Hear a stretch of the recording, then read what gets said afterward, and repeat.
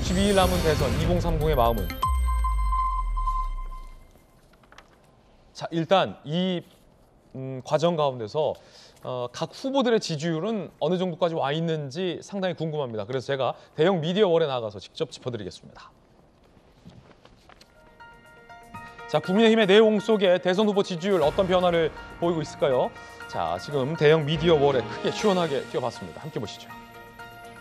국민의힘 내용 속 대선 후보 지지율 머니투데이와 한국갤럽조사연구소에 의해서 발표된 여론조사 결과입니다. 이재명 후보는 37.6%, 윤석열 후보는 29.2%의 결과가 나왔습니다. 한 가지 주목할 것은 윤석열 후보의 그리고 국민의힘 선대위에 있던 내용과 갈등, 윤 후보의 지지율 하락이 안철수 후보의 부상과 맞물려 있다는 겁니다. 안철수 후보의 지지율이 12.9%를 찍었습니다. 당초 10% 남짓의 지지율을 보였던 여론조사 결과보다도 이 여론조사에서 안철수 후보의 지지율이 더 높게 나타난 셈입니다. 12.9%.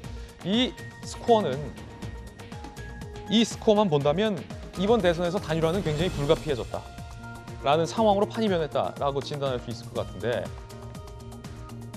박정환 실장님, 네. 선대위 실장이잖아요. 12.9. 안 후보의 지지율이 다른 조사에서도 이와 같이 나온다면, 기정사실화된다면, 이거보다 더 많이 나온다면 단일화는 반드시 해야 한다라고 보십니까? 아니면 이 12.9 이거 무시할 수 있습니까? 전혀 무시할 수 없죠. 그리고 지난주에 비해서 사실은 안철수 후보가 안정적으로 두 자리 숫자에 지금 올라가는 것 같아요. 10% 고비를 넘어가서 이제 거의 13%에 가까운 지지를 보이고 있는데요. 일단은 보시는 것처럼 사실은 윤석열 후보와 안철수 후보의 지지율이 합을 보면 42.1%가 되나요? 그래서 여전히 과거에 윤석열 후보가 안철수 후보가 뭐 3, 4%에 머물렀을 때 비해서 같은 수치를 보이고 있는 거기 때문에 이런 상황이 계속 간다면 윤석열 후보와 안철수 후보의 단일화에 대한 국민적인 압박은 계속 커지리라 보여집니다. 그리고 일단은 여러 후보가 지금 계속 선거운동에 매진하고 있으니까 무슨 인위적인 단일화를 얘기하기는 이른 시간이지만 그게 국민들로부터 정권 교체의 열망이 여전히 살아있고, 그다음에 여당 후보를 제외한 야당 후보의 지지율이 여당 후보를 혼자서 앞서지 못하는 상황이 진행이 된다면 말씀하신 것처럼 단일화에 대한 요구 내지는 필요성은 생길 수밖에 없는 상황으로 갈 거다라는 말씀을 좀 드리겠습니다. 예, 선대위 핵심 관계자로부터도 단일화의 필요성에 대한 답변을 한번 들어봤는데, 윤석열 후보가 안철수 후보와 어제 만났다고 합니다. 그 장면 살펴보시죠.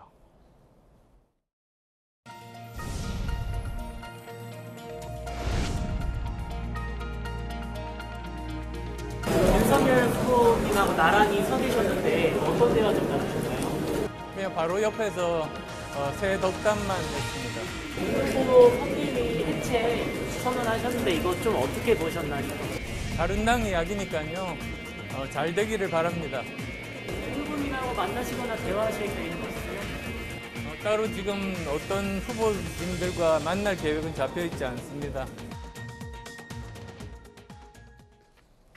안철수 후보가 잘 되기를 바란다라며 윤석열 후보에게 얘기를 했습니다. 두 후보의 만남에서 새 덕담을 나눴다라고 나쁘지 않은 분위기를 또 보여주기도 했습니다.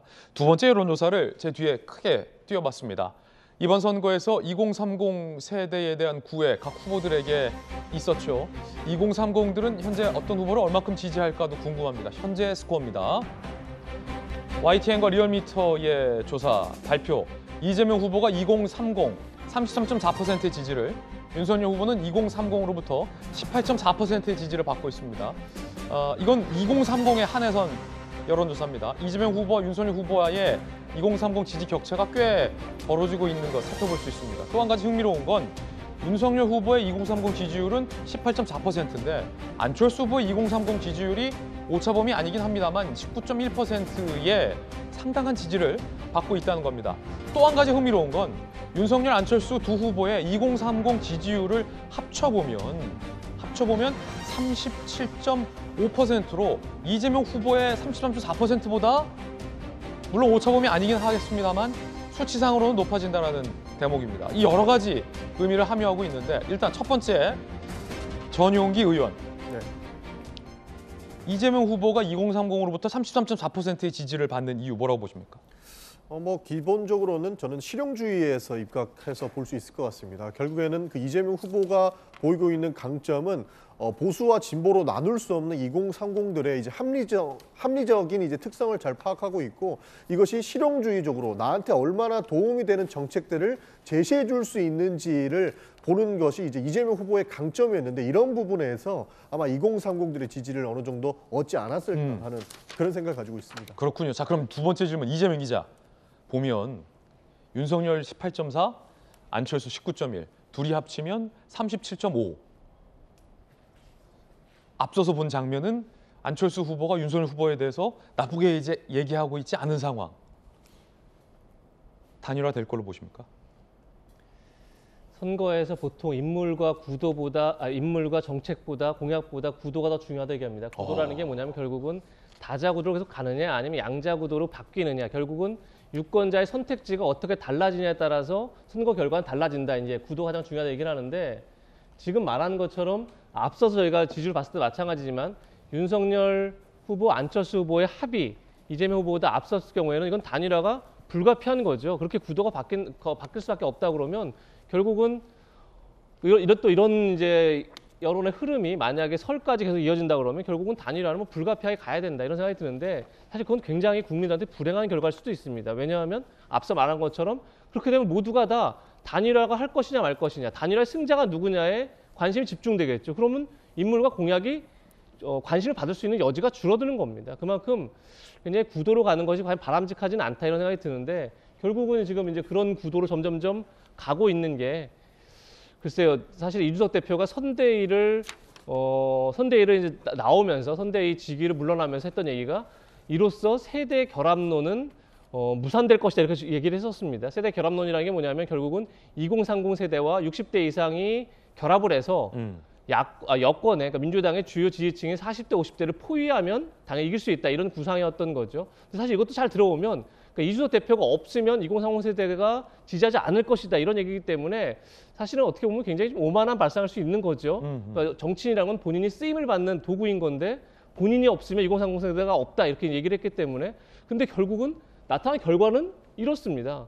그러니까 이게 제가 앞서 말씀을 다시 한번 반복하지만 이준석 대표의 그러니까 이준석 대표의 표현 방식이 옳고 그름에 대해서 논란이 다 있는데, 그 말이 틀리다는 거를 윤석열 후보가 입증을 해줘야 되는데, 계속 이준석 대표 말이 맞다는 거를 오히려 윤석열 후보가 입증을 해주고 있는 그런 상황이기 때문에, 지금 그렇기 때문에 선대위, 그러니까 결국은 윤석열 후보가 자기 주도하에 선대위를 어떻게 보면 이제 정리를 못하는 거죠. 그러니까 그런 점에서 지금 방금 보신 저 20대, 30대 지지율이 왜 중요하냐면 20, 30대의 1000명을 대상으로 하는 첫 조사입니다. 제가 볼 때는. 그러니까 그 전까지는 이제 1000명을 전체를 놓고 해서 2030 세대를 뽑아냈다면, 지금은 1000명을 다 했기 때문에 굉장히 2030 세대의 마음을 정확하게 지금 반영돼 있다. 정확하다 보면 어쨌든 상당히 정확하게 반영돼 있다 볼 수 있기 때문에, 지금부터 2030 세대를 어떻게 할 것에 대해서 각 후보들의 숙제를 받았다, 이런 생각이 듭니다. 2030으로부터 20% 육박하는 지지를 받은 안철수 후보의 이야기도 한번 들어보겠습니다.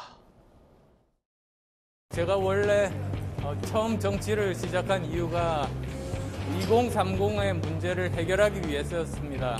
청년들 공약을 정말 현실성 있게 실행 가능한 공약들을 준비했습니다.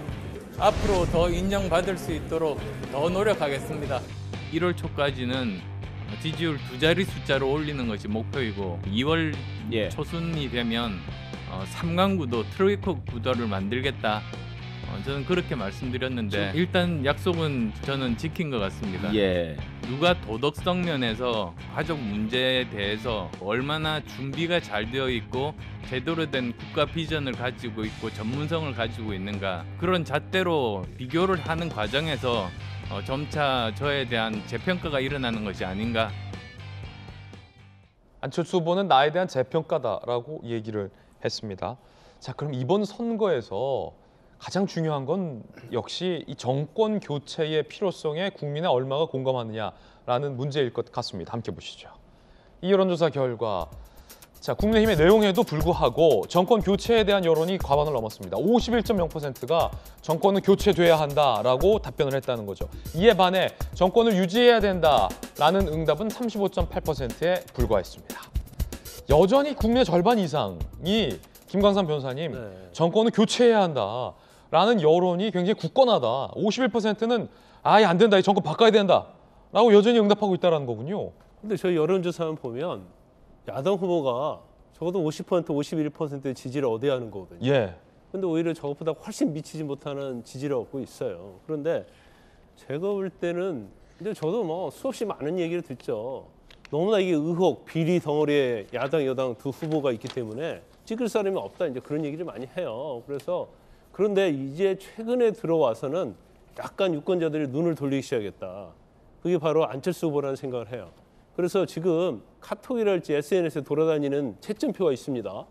뭐 가족 비리, 뭐 전과 해가지고 점수를 매긴 것이 있는데 거기에서 가장 좋은 점수를 받은 게 이제 안철수 후보예요. 그런데 그런 걸 보면 물론 뭐 계량화해서 이것이 옳다, 틀리다 이렇게 얘기는 할 수 없어요. 근데 그렇지만 결과적으로 뭐 제가 볼 때는